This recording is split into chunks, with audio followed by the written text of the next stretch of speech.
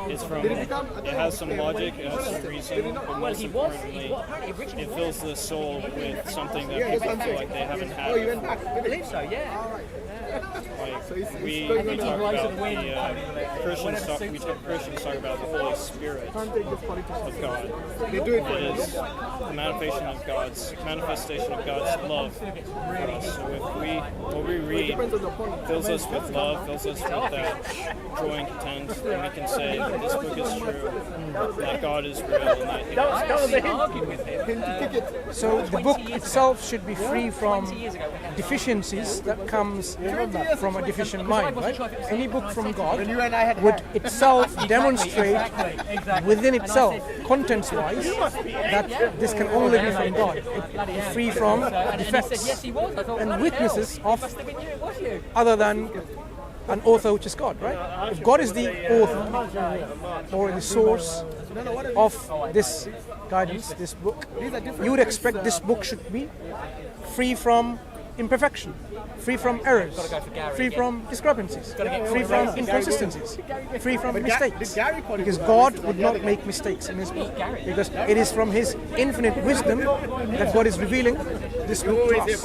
Right? So, in that angle, if you were to scrutinize and assess those books which claims from God, which you should do, and see which one stands out and say, clearly, a book which contradicts itself in terms of its message about who God Himself is, and about the teaching, in terms about the reality, in terms about the descriptions of natural phenomena. If things are not quite correct and truthfully described in a book, you would say, even if that book claims to be originally from God, obviously it hasn't remained pure in its entirety. Because you can have a book originally revealed by God, but at later time, people or other external forces corrupted it. So the book would be not pure in its original form, as it was intended to have been remained. So many books, if you examine books like this throughout human history, which claims to be from God, you will see some of the books actually displays this kind of imperfections, these mistakes and errors and deficiencies, which merits itself of not being the pure original words or revelation from God. So if you consider the Quran, this is something that you can look into as well, because you want to learn more about Islam. Start with the book of God that we claim is from God, the Quran. How does the Quran describe all of these things in reality? About God, about heaven, hell, afterlife, about you and me? Does the Quran contain contradictions in turn?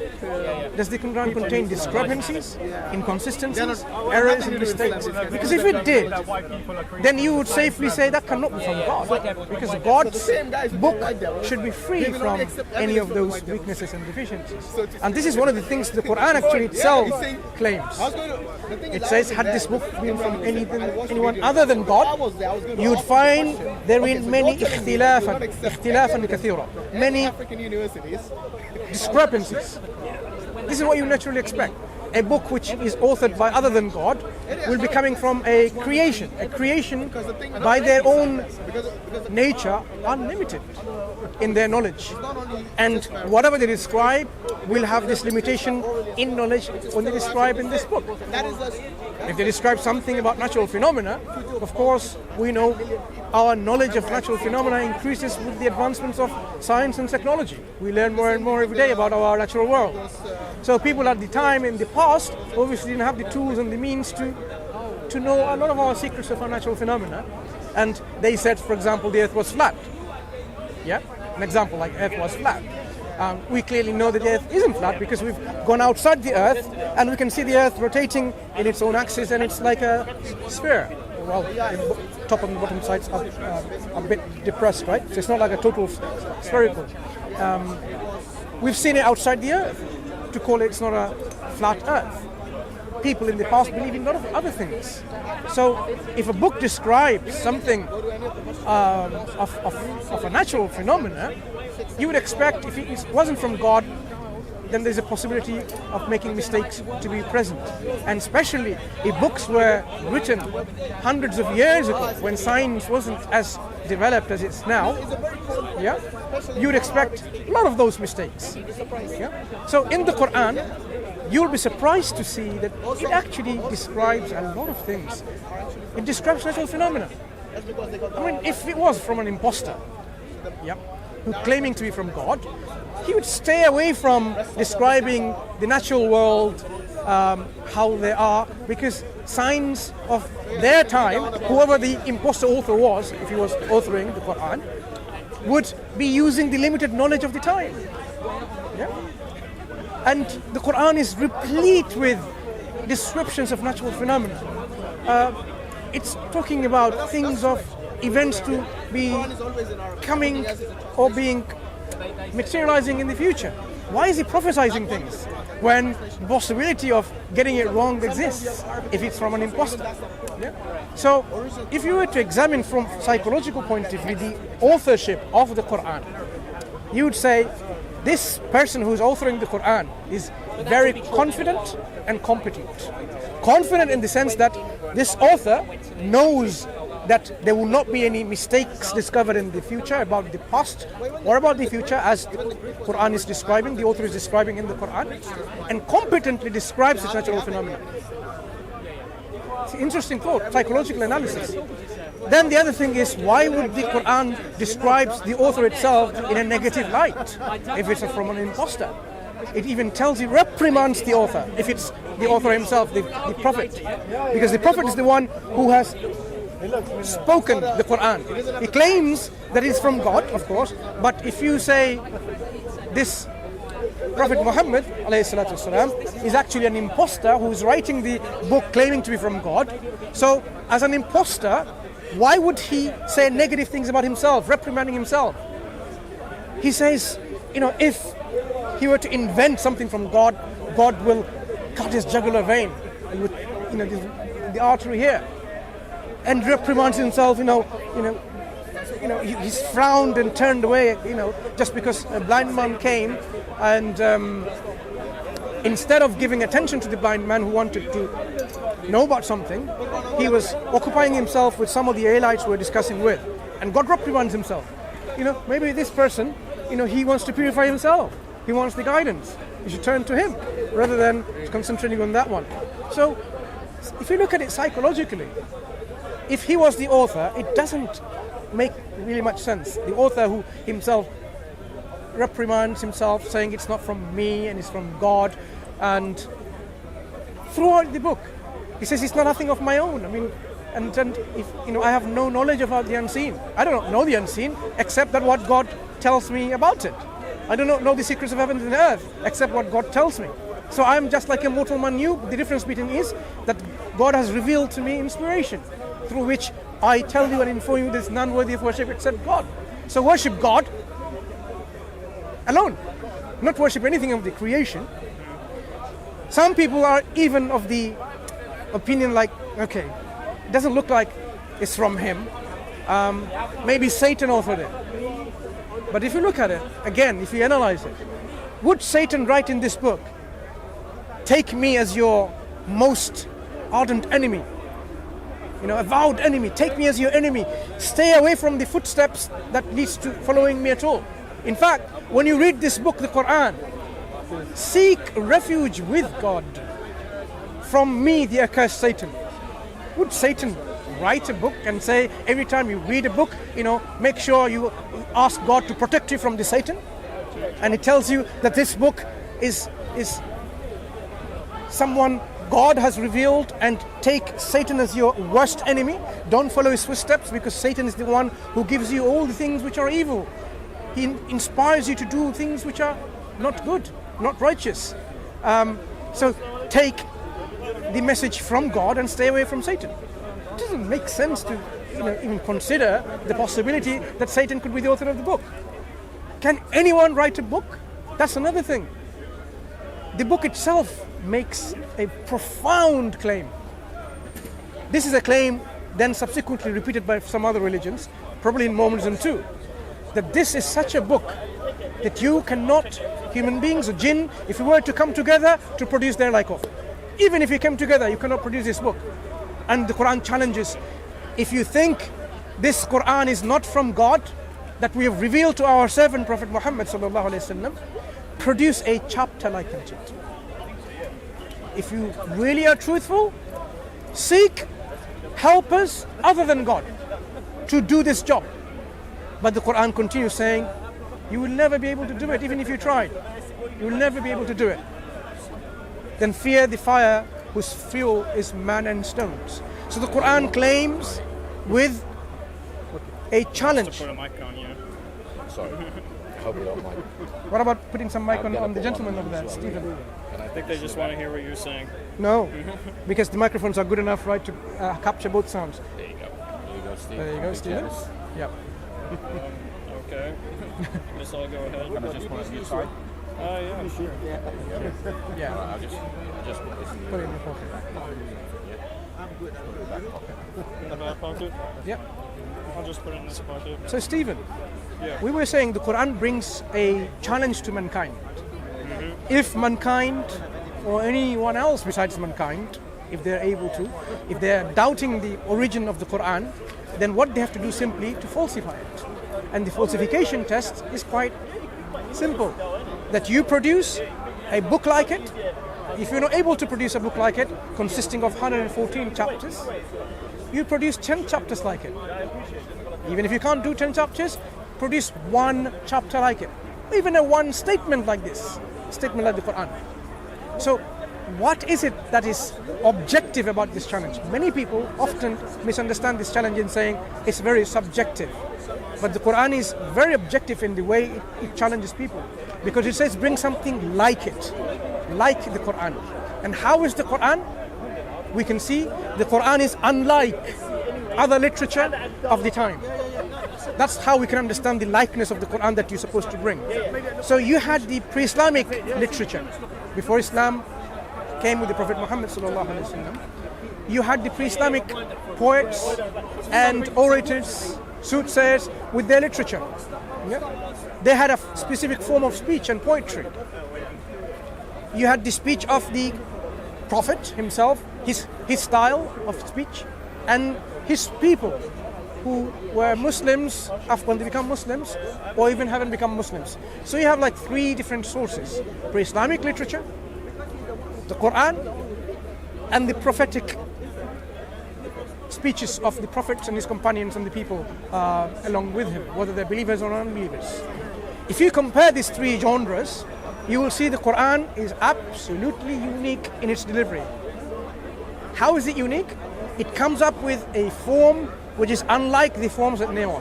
For example, just to show you how unique they are, poetry had specific rhymes and meters in the pre-Islamic times. They have categorized these in about 14 bihar or seas, we call it.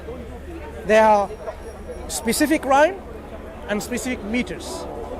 If you're going to make a poetry, you have to fulfill within these categories. Of course, now we have free form, right? Free form poetry. It doesn't have to rhyme. It doesn't have to have a meter. At that time, it was totally within these boundaries. And they were described like rajas, al-tawil, al-khafif, al-madid, various types where they fit in. The Quran came and it was none of them, neither of these types. It wasn't poetry, it wasn't prose, but it had its own rhymes and it was own meters. That's what the challenge is, bring something like the Quran. So the constructions of the way the Quran presents its ayat very roughly translates as verses. It is totally unique. One ayah or a verse of the Quran could be just one word or could be a whole paragraph. Totally unique. The way it starts, the constructions, it brings a linguistic convention, and it asks people to match something like it. So if you're going to match something like it, I don't think it does. it does what? Sorry. I don't think what you're saying is true. I don't think it does. I think that's what you're just trying to generate. What I'm saying, the Quran says, if you are doubtful that this is not a revelation from God, then produce a chapter like the Quran. A chapter of the Quran, one of the smallest chapters, 3-4 lines or 3-4 ayat. 3-4 ayat. the way they are constructed is what we're talking about. So we can objectively measure. In fact, But it was only, remember, the Quran was written a few hundred years after the fact, wasn't it? After who?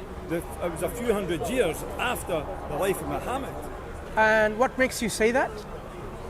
That's that, I think everybody knows that. And not everybody knows that. In fact, everybody doesn't know that at all.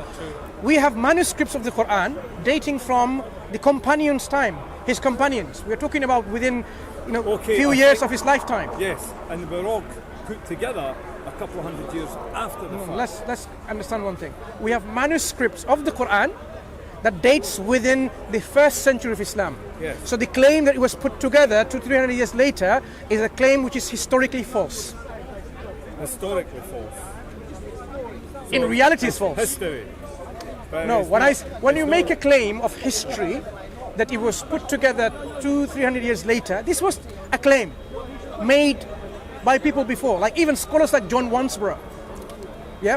A very proficient academic of the past, but he didn't have his disposal all these manuscripts and the tools to actually verify the datings of these manuscripts. We are now at a good position to actually carbon date some of the manuscripts. That's a good point. And verify that manuscripts now are within the 1st century Okay, right. of Islam. Right, of Islam. Yes. Yeah, the 7th century. So right. totally discrediting and debunking the claim that the Quran was put together 300 years later. Not yet, because it's work in progress, I would imagine. Listen, we have manuscripts, so many different manuscripts Yes. that have been carbon dated from the 1st century of Islam. Right. So it discredits any theories which Where are says they? the Quran. Are they in the public domain? Can people see them? Absolutely, they're in public domain. We have put up Where are they? in a website called IslamicAwareness.org. So between Islamic and awareness is a hyphen.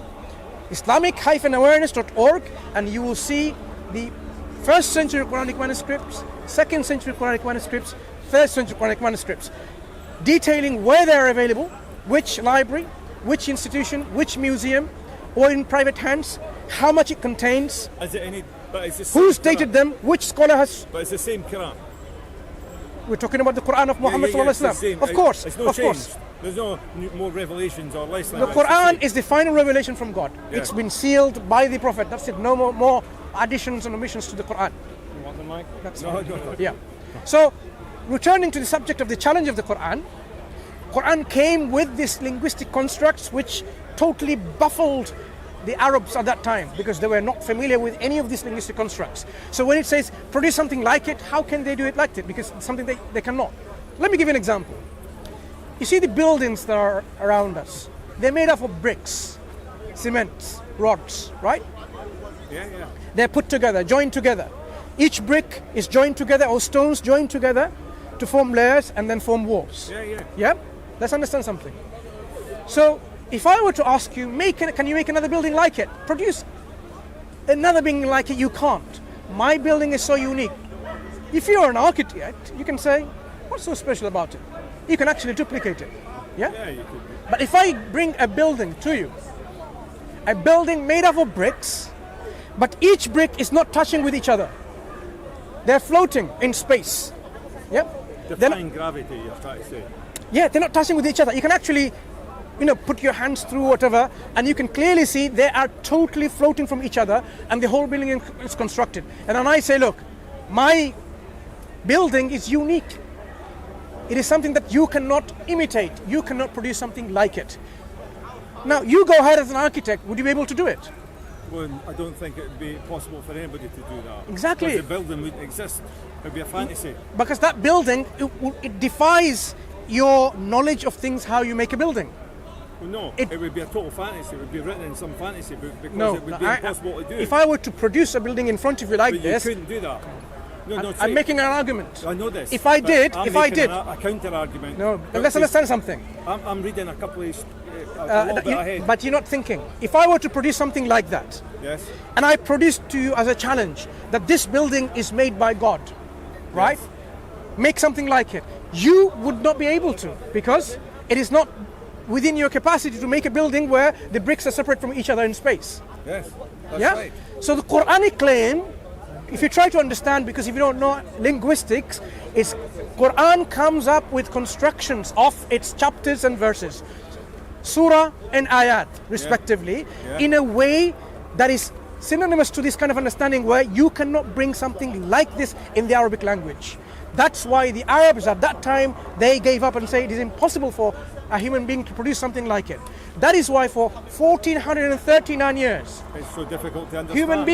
human beings, Muslims or otherwise, when they looked at it, they say this is such a Quran that we know from historically, you cannot produce something like of its nature. And it might be a good thing. It's not a good thing It might only. be a good thing, This because if it's- demonstrates that the author of the Quran, without a shadow of doubt, objectively is God. That is what the Quran is trying to assert. That if it wasn't from God, you'd be able to do it. You'd be able to imitate it yourselves. Yeah, but you've got a point there, but the point you made, or the example, was not a good one, with the floating bricks, because that's an impossibility, and nobody can do that. Nobody can do that. That's about the Quran. Nobody can do it. That's the precise analogy. Nobody can make the Quran, even though the Quran is there in Arabic letters. Well, it is. The Quran It's not- tells you it it's consists not of Arabic. Take that on claim. You have to take that on trust. A brother of mine, Hamza. Hi, Stephen. Oh, hi, Hamza. Pleasure meeting you. Stephen was discussing, he wants to come here to Mormonism, but he wanted to know what we believe as Muslims. So I just talked about what we believe as in Islam, and we talked about how it is important to arrive to our belief from looking at scriptures of God, which should be free from any deficiencies or weaknesses. And part of that was talking about the challenge of the Quran in its linguistic aspects, where you cannot match the Quran, and then we had side discussions from two gentlemen that came. So this is where we left the discussion, and we want to continue. So Is this your first time here? Yes, it is. It is. You know what? You're a rare breed. I've never come across a Mormon since when I used to be at Speaker's Corner. We can be. I usually, I don't know, I was just walking around and someone started talking to me. Next thing you know, I've got a group around me and the camera's on me, so. Well, look, I have a question. The first question that comes to mind is about the Mormon concept of God, their aqidah, their theology. Is it true?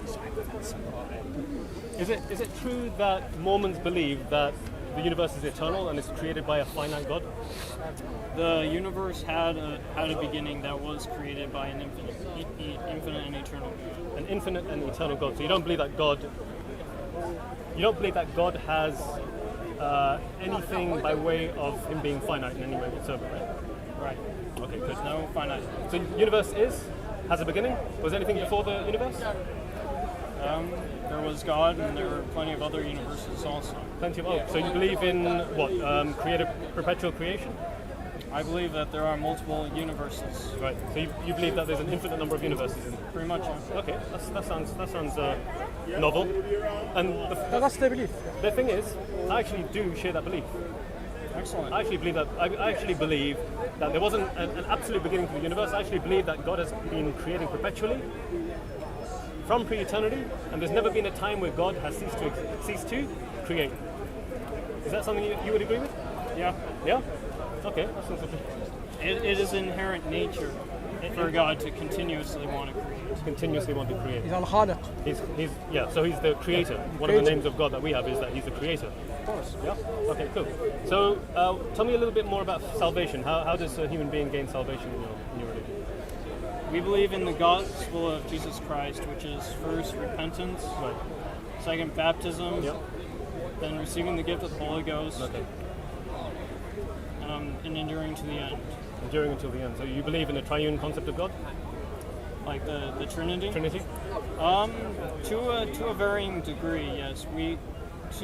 So we believe that God there's God the Father, Jesus Christ, and the Holy Ghost. Right. God the Father has a body of flesh and bones.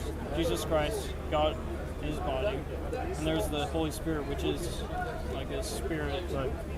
who, if he did have a body, he wouldn't be able to dwell in us and communicate to us God's will. So let me just get that straight. God is corporeal. God has a body, Yes. flesh and bones. Yep. Similar to us. Yep. Right. So a flesh and bone. This God, is he outside of time or is he part of time? He's outside of time. He's outside of time. So he's timeless. Pretty much. So and yet this God has the ability to be. He's timeless whilst having the ability to be able to create from pre-eternity. Is that correct? Yep.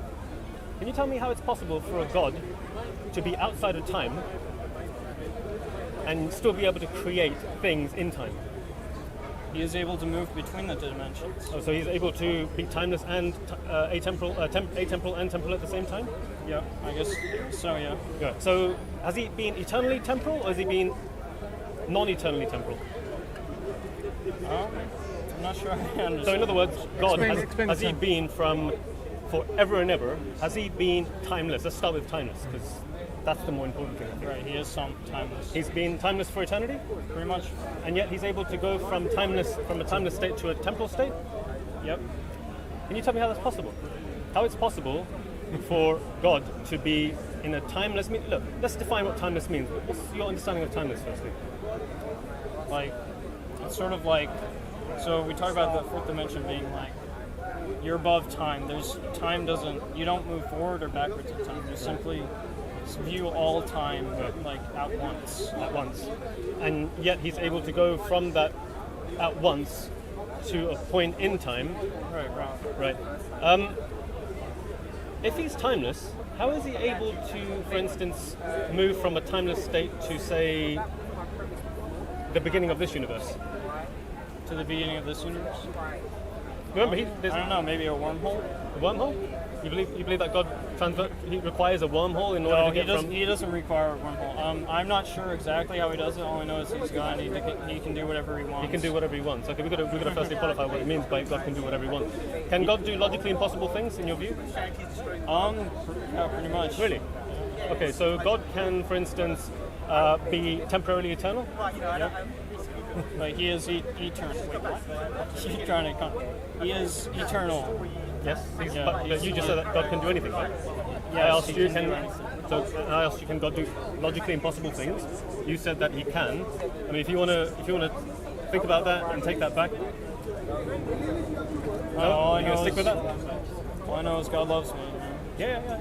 And we believe that God loves us as well. But let's stick to the topic, which is how it's possible for God to do logically impossible things. So you believe that God can literally, if he wanted to, cease to exist, for instance? Yes, if he wanted to. Really? But he doesn't want to. Okay, so it's all to do with want, right? It all has to do with the will, like the will. agency. Right. But look, think about it. If God can do impossible things, if he wanted to, he could take you and put you in hell. Pretty much. He could, couldn't he? He could. Yeah. So therefore, what guarantee do you have that you're going to be saved? Because he loves me. No, but we just affirmed that love isn't something that's absolute in nature. It is absolute nature. Really? So therefore, love is one of those things that God can't change. Once he loves someone, it's impossible for him to change. He can, but because he loves us, he doesn't want to change that. He doesn't want to change. He doesn't want to change. Really? So how do we understand when God wants to change and when he doesn't want to change? Well, it all has to do with his love for us. Okay, yeah, but that's He circular, isn't loves it? us. We are his children, So because we're his children, he'll love us indefinitely. pretty much. Does he love me as well? Yeah, he loves you, man. Even though I deny him? Yeah. Deny this idea that God can do logically impossible things? Yeah, he still loves you, man. Even potentially? Yep, Really? Okay. extremely. He believes in your potential, man. Okay. So he believes in my potential, right? And he loves me. Even though there's a potential there that he may forsake me. A Yeah, potential. but he's not going to. He's not going to. So therefore God can't do logically impossible things, can he? Because there's a limit. You've just placed a limit on God. But by your own, Because of his will. whether there's a will or not, the point is that if he were to exercise his will, he could potentially not love me. Well, I guess you could put it that way, but Right, so why would I want to believe in a God that could potentially not love me?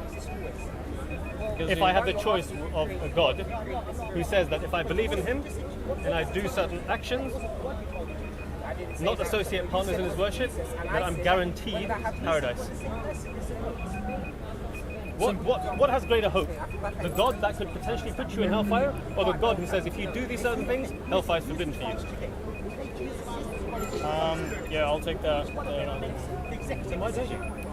I do. He loves me. But the God that has the potential is the God of the Mormons on this side. And the God that says if you do certain things, Allah has forbidden hellfire for you. That's the God of Islam. So that's the one you just pointed to. So I'm a bit confused. You're Mormon, you should be pointing to the one that has the potential, remember potential, the will, to place someone in hellfire.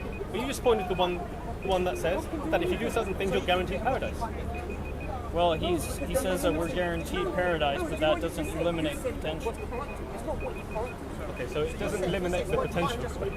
So let me get this straight. God has the potential to, if he wants to, place me in hellfire. Right, but that's what makes him so benevolent, is that he doesn't want to. He has the choice, he can, but he chooses not to. He chooses not to. Okay, so the potential is there, isn't it? Right. So, but he chooses not to. But I don't have that guarantee, do I? Well, it's not for me to decide, it's for him to decide. No, but what I'm saying is, if I want to believe, if I reject Islam and I believe in something better, theologically speaking, it has to give me hope. It has to give me far greater hope. Because look, one of the things that we would all agree on is that God is the greatest conceivable being. Right? Of course. Right. So so imagine you have two gods. You have a God that says, if you do certain things, you're guaranteed something. And the other one says, yeah, you're guaranteed something, but the potential is there for me to change my mind. What would I have greater hope in? That one or that one? You would probably have greater hope in the one over Yeah, exactly. So look, the idea that God can jump from a timeless state to a temporal state has the potential to change his mind, has the potential to do things that are contrary to his eternal attributes. Right, but here's the interesting thing about that, is if he does do things contrary to his eternal attributes, then he would cease to be God. Sorry, one more time? He would cease to be God if he were to choose to hate us. So he would cease to be God if he chose? So he loves us eternally, compassionately, willing to do anything he wants. He doesn't want to put us in hellfire. He can, but he doesn't want to. Okay, he doesn't want to. But if all of a sudden he becomes this vengeful, wicked God, then he ceases to be God and he has no power to save us. Okay, so there's no power. So do I assume from that God isn't just? God is completely just. So he's completely just. Yes. So what is your understanding of justice? You have a God who is just and also loves. Mm-hmm. Does he have the potential? Right, that word again. The potential to not be loving towards anyone? Yeah, but then he would cease to be God. Then he would cease to be God just by the mere fact that he can choose not to love someone. Yeah. Okay, so what about Hitler? He loves him. He loves him. Yep. So let's just assume Hitler. Well, we don't need to assume. Let's just say Hitler essentially got away scot-free. He committed suicide. He didn't face the justice of the world that he deserved to face, and now he's going to be with God in the hereafter. Well, that's the interesting thing about it, is that we don't just believe that there's heaven or hell. We believe that there are 3 degrees of heaven, and then there's outer darkness, which can be referred to as hell. And outer darkness, did you say? Yes. Okay. And where does this outer darkness and where do these 3 levels of heaven exist? Do they exist in this earth, or do they exist outside of earth? Do they exist timelessly, or do they exist temporally? Timeless. Really? Really.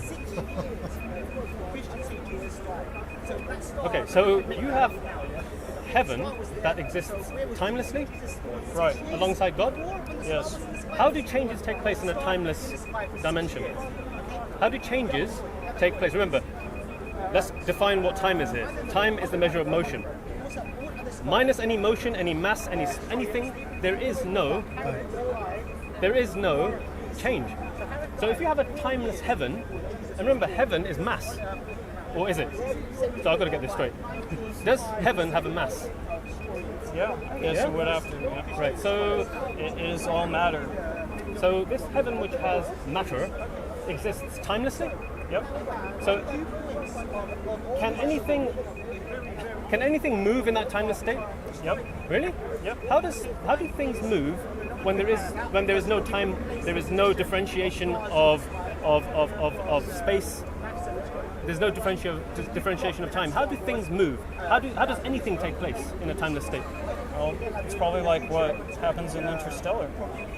Interstellar? I've seen that. that. Good movie. You know but that part where he goes into the Tesseract and it's like it's the 4th dimension. Yeah. It's probably like that. Really? Yeah. Anything about the Tesseract in your Mormon Bible? It doesn't. No, it only covers the basic stuff in there. Right. Is there anything in your Mormon Bible that claims that the 3 levels of heaven are going to be timeless?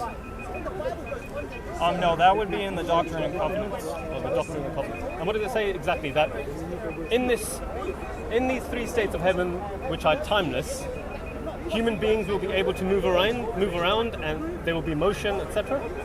Okay, can you explain to me any physicist on this earth who has said, anyone who has said that in a timeless state, there's motion. In a timeless state, there's motion. Because I've never come across that. Yeah, there's motion. Okay, but look, think about it yourself. The only way you can have motion is through the linear progression of time. Right, but Because that's the whole point of timeless. so with what we have here, time, we can only go forward. Yeah. In a timeless state, you can go forward or backwards. No, you can't. There's no time. There's nothing to be measured. It's timeless. Hence the reason why you have less at the end. Time. There is no time. When we say God is timeless, it means there is no time.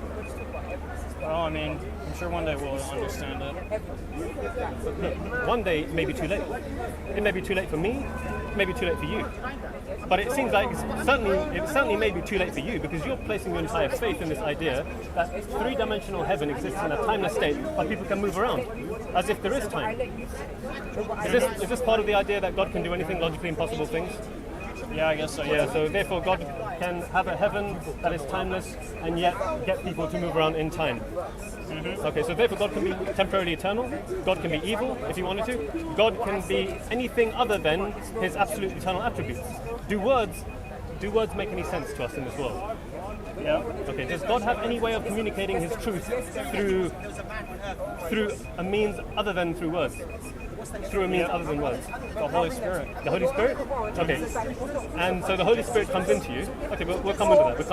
But let's just stick to this idea that that words are supposed to make sense to us, right? Because ultimately, the message that has come to the Mormons has been printed on pen and paper. Yes? I guess so, yeah. Well, unless there's some other means by which you're going to, transpose your knowledge onto me so that I can accept it. So you're talking about the translation of the Book of Mormon?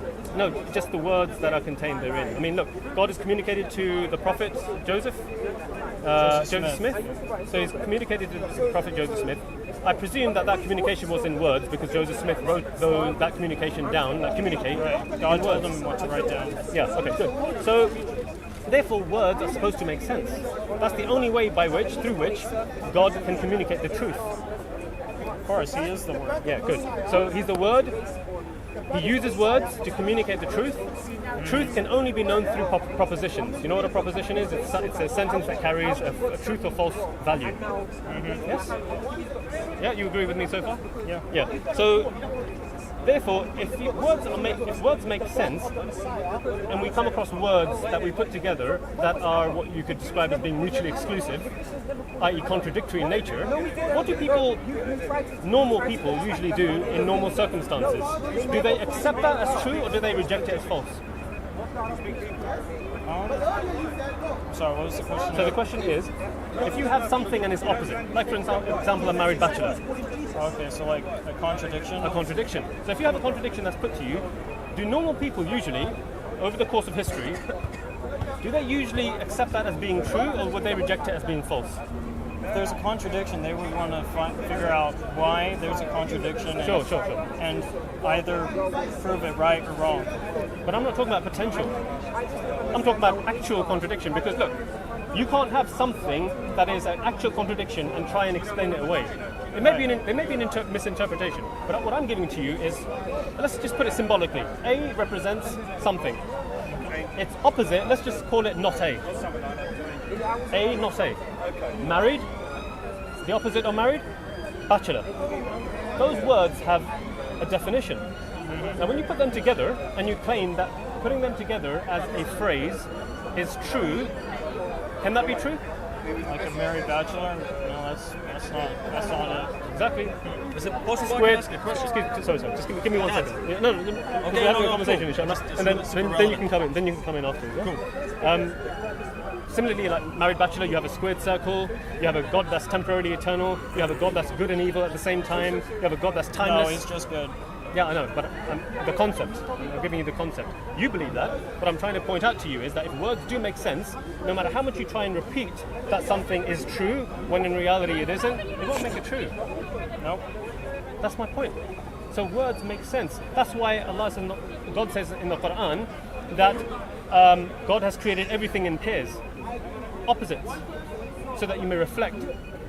Yeah. So our understanding has always been. I mean, check this out. What's your name? Sorry. Stephen. Sorry. Stephen, look.